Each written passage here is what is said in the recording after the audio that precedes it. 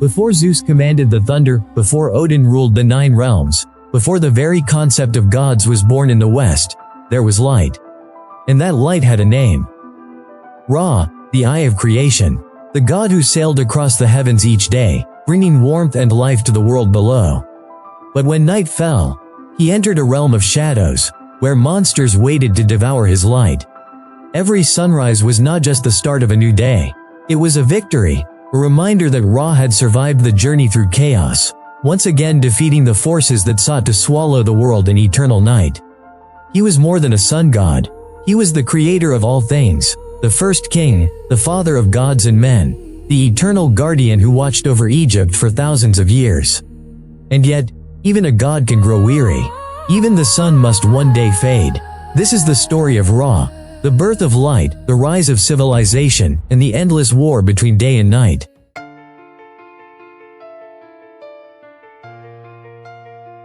Before there was sky, before there was earth, before there was even time, there was only none. The endless ocean of darkness, silent, still, eternal, for countless ages, none stretched into infinity. No gods, no stars, no breath of wind, only the quiet pulse of potential, waiting to awaken. And then, from the heart of that chaos, something stirred. A single spark of life, warm, radiant, unstoppable. From the sacred lotus emerged Ra, the first light, the first god, the source of all creation. As Ra opened his eyes for the first time, the universe itself began to move.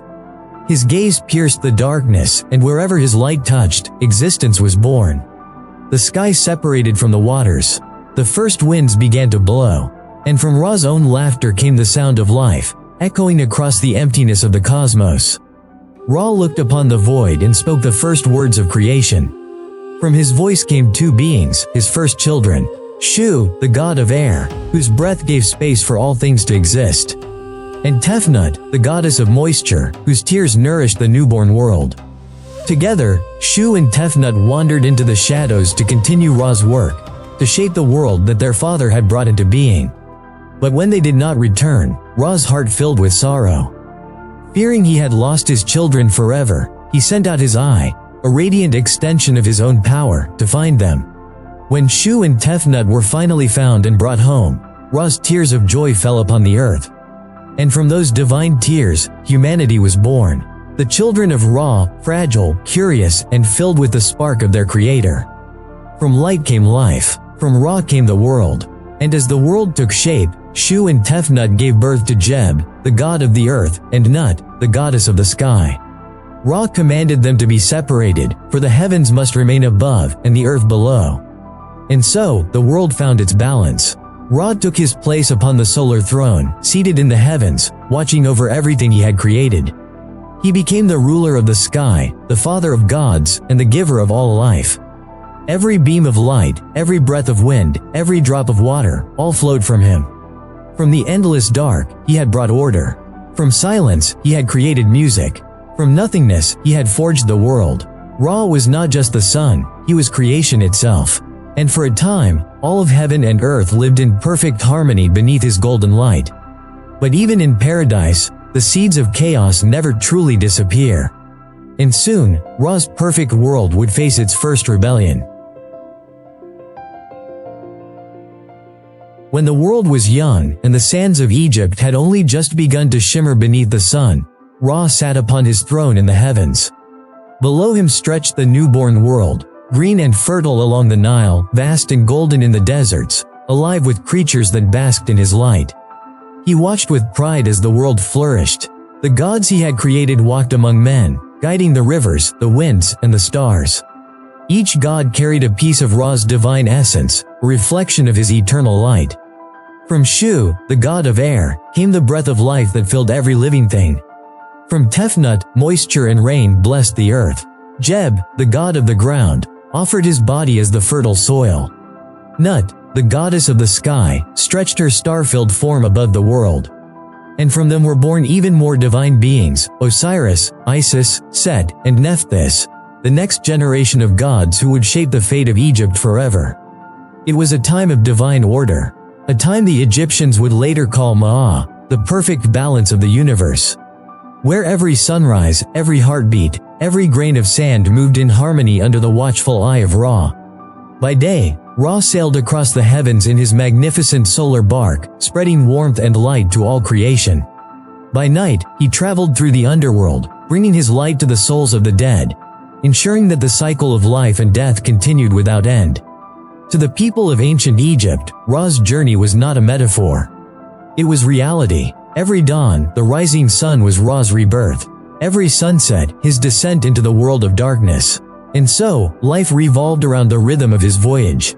Farmers prayed to Ra for a good harvest. Priests built towering temples in his honor, aligning them perfectly with the rising sun.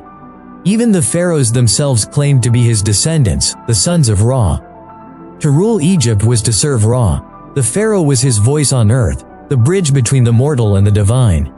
When the people saw the pharaoh, they saw the reflection of the sun god himself. But Ra's reign was not eternal. Though his power shone across heaven and earth, even the gods are not immune to the passage of time. Each day he crossed the sky, his light dimmed slightly, his strength pulled into the cycle of his own creation. And as the centuries passed, the god who had once blazed brighter than all others began to feel the weight of his own immortality. He looked down upon the earth he had created, the rivers, the mountains, the people who owed him their very breath, and he saw something that filled him with unease. Mankind had begun to forget. The children born from his tears no longer looked to the sky in gratitude. They began to question the divine order, to build their own power, to whisper among themselves that Ra was growing weak. And deep within the heart of the sun god, a spark of sorrow began to burn. For the first time since the dawn of creation, Ra felt fear. Fear that the order he had built might one day crumble.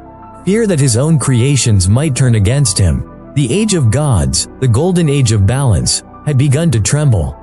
And soon, that tremor would become a storm. The world Ra created was perfect, but perfection cannot last forever. For where there is light, there must always be shadow. And from that shadow would come rebellion. For countless generations, Ra's light had shone upon the earth. He had watched over the world he created, nurturing crops, guiding kings, and protecting mortals from the darkness of the night. Under his gaze, civilizations flourished. Temples rose, prayers were spoken, and his name echoed from every corner of the Nile. But even the brightest light cannot burn forever without casting shadows. As ages passed, Ra began to grow old, weary from his endless journey across the sky. His light, once blinding and eternal, began to soften, and humanity noticed. Whispers spread among the mortals, dangerous words carried by wind and fear. If the god of the sun grows weak, then perhaps the gods themselves can die. The people who once worshipped Ra began to mock his age, their reverence fading into arrogance. They built their own idols, their own symbols of power, forgetting the one who had given them life itself. In his heavenly palace, Ra heard their laughter, the mocking voices of his own children echoing across the earth. And for the first time since the birth of creation, the sun god's heart burned not with light but with rage. Ra gathered the other gods, Shu, Tefnut, Jeb, Nut, and the divine council of Heliopolis. Their radiant forms stood before him, bathed in the dim glow of the fading sun. My children have turned against me. They mock the hand that formed them, they plot against the light that gave them life. Tell me, my council, what should be done? The gods were silent, for even they feared to speak against the will of mankind. It was then that Ra's eyes blazed with divine fury. He rose from his throne and declared, "Then let them remember who their creator is." From the fire of his wrath, Ra summoned his eye, a living extension of his power, blazing with divine vengeance. The eye took form as a lion-headed goddess, fierce and radiant, her breath hot as the desert sun. Her name was Sekhmet. Sekhmet, the Eye of Ra, the weapon of the gods, a force of divine retribution that no mortal could withstand. Ra sent her to earth to punish the humans for their arrogance, to remind them that gods were not to be defied. And so began the days of blood. Sekhmet swept across the land like a storm. Villages burned, rivers ran red, the cries of humanity filled the air as the goddess of vengeance unleashed her fury upon them. No weapon could harm her, no prayer could calm her rage. She was unstoppable, the pure embodiment of Ra's wrath. But as the slaughter continued, Ra began to see the horror of his own command. The humans who once laughed now lay in silence, their cities turned to ash. The balance, Ma'a, that he had worked so hard to build was collapsing into chaos. And so, the Creator who once wept tears of life, wept again. But this time, his tears were for the destruction he had unleashed. Ra knew that if Sekhmet's rampage continued, none of humanity would remain. So he devised a plan, not to fight her, but to deceive her. He ordered his priests to brew vast quantities of beer, red as blood, mixed with pomegranate juice and ochre. The fields of Egypt were flooded with this crimson drink until they glistened beneath the sun like rivers of fresh blood. When Sekhmet arrived, her eyes burning with bloodlust, she saw the crimson rivers and believed them to be the blood of her victims. Driven by her fury and thirst, she drank deeply. And she drank and drank until the rage within her began to fade. Overcome by the drink, the goddess stumbled and fell asleep among the sands. Her roars turned to whispers. The desert grew quiet once more. When she awoke, her heart was calm. The goddess of destruction had been tamed, transformed into Hathor, the goddess of love and beauty. Ra looked down upon the world he had nearly destroyed and felt a sorrow deeper than any shadow. He had seen his own power and the destruction it could bring. He gathered the gods once more and spoke with heavy heart. My time among men has ended. I will leave the earth and watch from above. Let the world continue without my presence, for my light must never again be so close. And so, Ra ascended from the earth upon the back of the heavenly cow, rising to the sky to dwell forever among the stars. From that day on, he no longer walked among mortals. He became the sun god of the sky, distant, eternal, and unapproachable. Thus ended the age when gods and men walked side by side. From then on, Ra's light would touch the world each day, but never again would he walk upon it. Every sunrise became a reminder of his mercy, and every sunset, a warning of his wrath.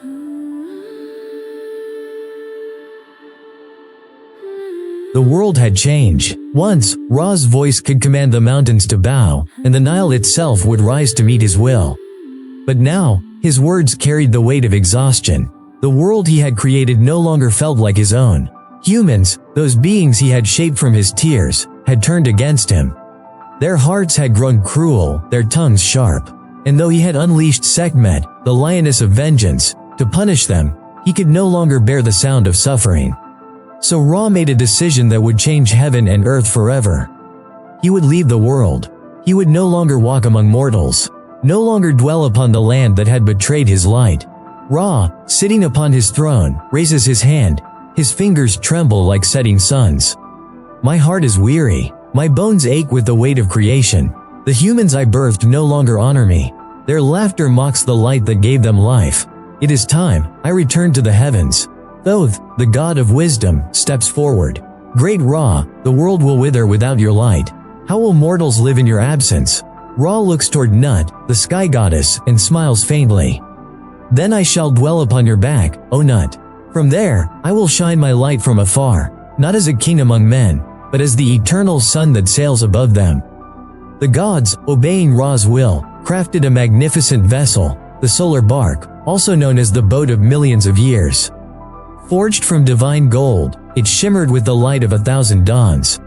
The prow was shaped like a falcon's head, symbol of divine vision. The deck was lined with sacred symbols that guided its path across the sky. And when the boat was complete, the gods wept, for they knew what came next. Ra would ascend, and never again walk upon the earth. Ra steps onto the solar bark. His staff of power glows, and the boat begins to rise. The other gods kneel, their heads bowed low in reverence. As the boat lifted from the earth, the world fell silent. The birds stopped singing, the winds paused in awe. Even the Nile's waves froze in mid-motion. The king of creation was leaving the realm he had built. As he ascended, his body merged with light, his skin became gold, his eyes twin suns, his breath the dawn breeze that sweeps the desert. He was no longer simply Ra, he became Re-Harakti, the sun of the horizons. The eternal guardian of the day, forever watching from above. But as the sun must rise, so too must it fall. Each evening, Ra's bark descended beyond the western horizon, sailing into the underworld, the Duat, where serpents and demons awaited. And every night, Ra faced Apophis, the great serpent of chaos, who sought to devour his light and plunge creation into eternal darkness.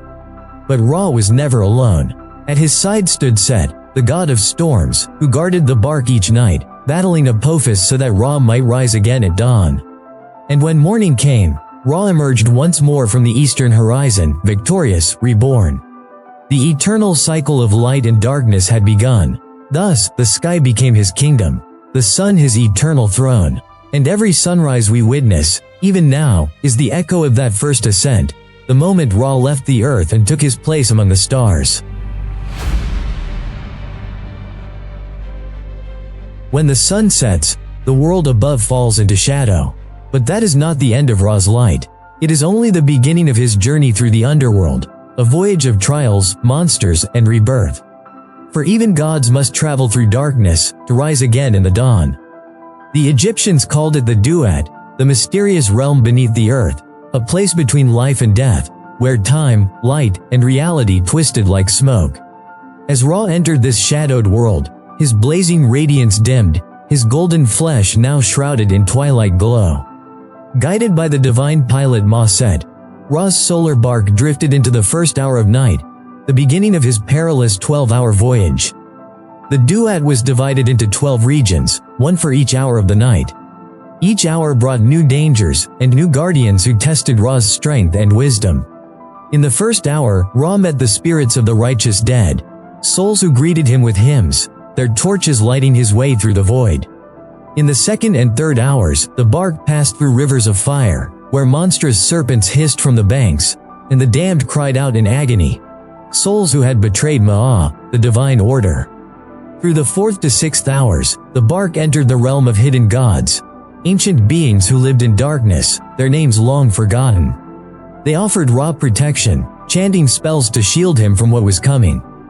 And then came the seventh hour, the hour of terror. From the depths of the abyss rose Apophis, the colossal serpent of pure chaos.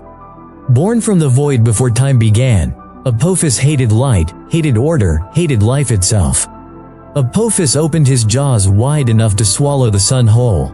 The Duat trembled, the waters of chaos surged around the bark. But Ra was not alone. Beside him stood Set, the god of storms and war, the only one powerful enough to confront the beast.